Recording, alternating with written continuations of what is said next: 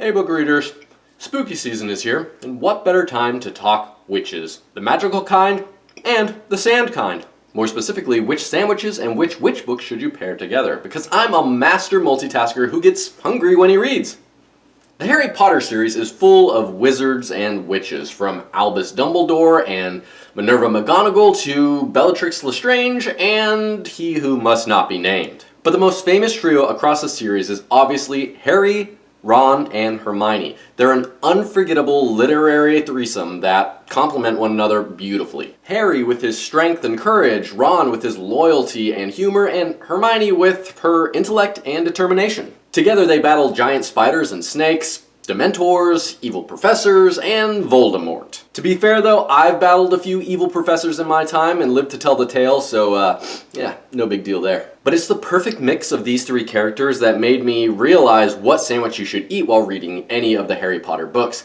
And that's a bacon, lettuce, and tomato sandwich, aka the BLT. Just think about it, the BLT has three things that work in perfect harmony with one another. Crispy bacon, crunchy lettuce, and ripe tomato. It just makes sense. Plus, the Weasley kids are fond of eating bacon sandwiches, wolfing down 6 apiece for breakfast at one point in the Chamber of Secrets. Talk about a hearty meal to start off the day and clog your arteries before lunchtime. Side note, I never perfected how to make bacon, so any suggestions are welcome. I've tried baking it, cooking it in a pan that's covered, letting it sizzle on a griddle. Nothing gets it quite crispy enough for me, so if you have any bacon making tips, I'd love to hear them. Next up, I want to talk about The Rise and Fall of Dodo by Neil Stevenson. This book follows a linguist named Melisande who's recruited by a shadowy government organization, or agency I guess, called Dodo, and they've enlisted her help to alter history by first bringing back the lost art of magic into existence. Yeah, so in this world, magic once existed as something that you could actually do, but it nearly went extinct thanks to the invention of photography. Pretty soon you're witnessing time-bending missions that could rewrite world history, with witches and Vikings playing pretty big roles in the story. And since we're talking about a book that has Vikings running around in it, I'm going to suggest a sandwich from the land of Vikings and inspired by their love of meats and bread. And that would be smørrebrød. This open-faced sandwich is the national dish of Denmark. It's typically served on buttered rye bread that's topped with lots of different things like shrimp, smoked salmon, pickled herring, boiled eggs, roast beef, red onions, cheese of several different varieties, and sour cream. This was originally pub food for day laborers in the late 19th century. The bars that would serve them up for lunch would essentially toss any leftovers onto some crusty hunk of bread and call it a meal. Just remember your etiquette while eating smørrebrød. That means using a fork and knife. You shouldn't just pick up this sandwich like a caveman.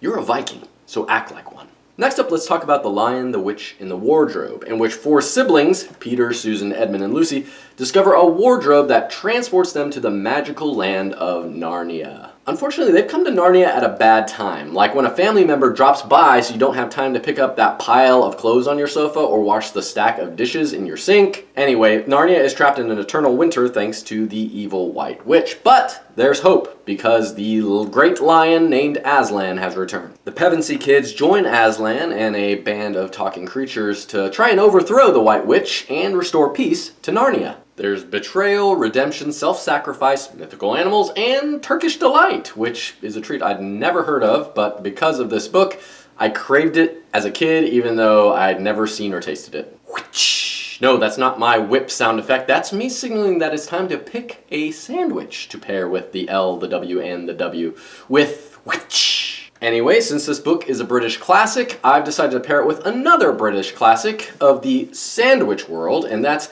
cucumber sandwiches. These refreshing little sandwiches feature crisped cucumbers, cream cheese, and maybe some dill on crustless white bread. White bread, white witch, it's all coming together now. Cucumber sandwiches are popular at tea parties, baby or bridal showers, graduation parties, and brunches, but no one will stop you from reading about the White Witch and tossing back a couple of cucwitches at the same time.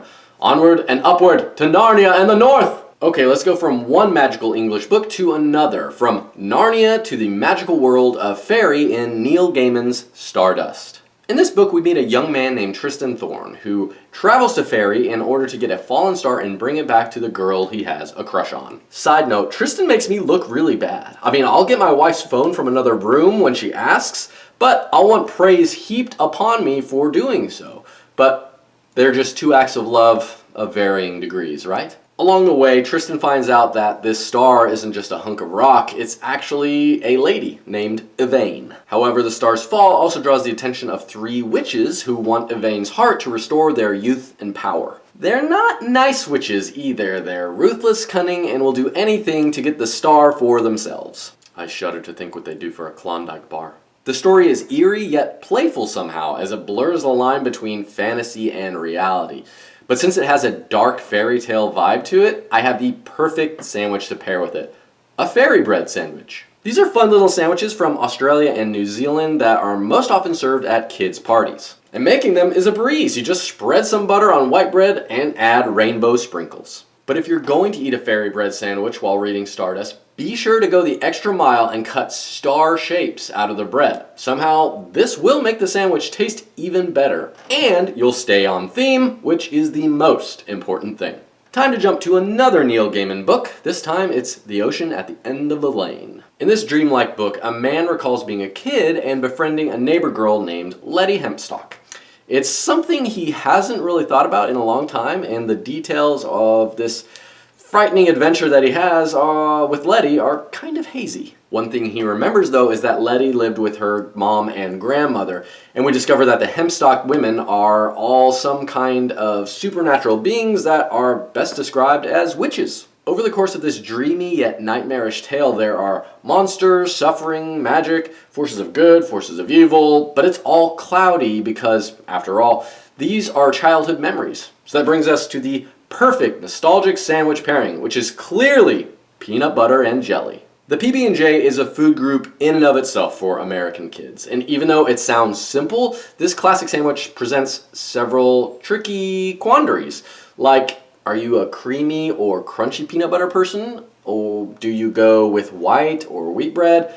And what fruit jelly tastes best? Real ones know strawberry reigns supreme. And tying it back to The Ocean at the End of the Lane, let's be honest, a PB&J can absolutely be magical. It may transport you back to your childhood kitchen, an elementary school cafeteria, or that park where you picnicked with your grandparents. Like I said, magical. And lastly, let's talk about The Girl Who Drank the Moon by Kelly Barnhill. In this cute YA story, a mother is forced to leave her baby in the woods as a sacrifice to an evil witch. But a good witch named Zan finds her and decides to raise the child as her own daughter. But Zan accidentally allows the little girl to soak up moonlight, which in this world is incredibly magical. So as the girl named Luna grows, the magic becomes uncontrollably powerful. And since Luna doesn't understand how dangerous her magic can be, Zan puts a spell on her to delay Luna's access to that magic until she turns 13. But the spell also makes it so that Luna can't hear, read, or think about magic without freezing in place and her mind becoming this foggy mess. Then there's another tale happening with a young man who was part of the group that tried to sacrifice Luna to the evil witch, and that's a really good story as well. And eventually, of course, these two stories come together, they crescendo and collide in epic fashion. As for which sandwich to eat while reading it, well, since this book shows how moonlight is magical and everyone knows that the moon is made of cheese, I'm recommending a grilled cheese sandwich. Sourdough and brioche are my personal faves bread-wise when it comes to a grilled cheese sandwich, but I can go almost any direction when it comes to the cheese. American, mozzarella, cheddar, or fake Kraft singles that are like plastic. But the secret to a great grilled cheese is butter and mayo. Yes, mayonnaise. Lather that bad boy in a thick layer of butter and mayo for extra gooey, extra good goodness. Cook it low and long for that extra stretchy cheese. You'll know it's the right level of healthy if your fingers are greasy when you set it down on a plate. Bon appetit. There you have it, 6 books with witches and 6 sandwiches with which to pair them. Have other books with witches that you like? Let me know in the comments and suggest a sandwich to pair with them. And don't forget to like this video and subscribe to my channel for more novel advice. Happy reading.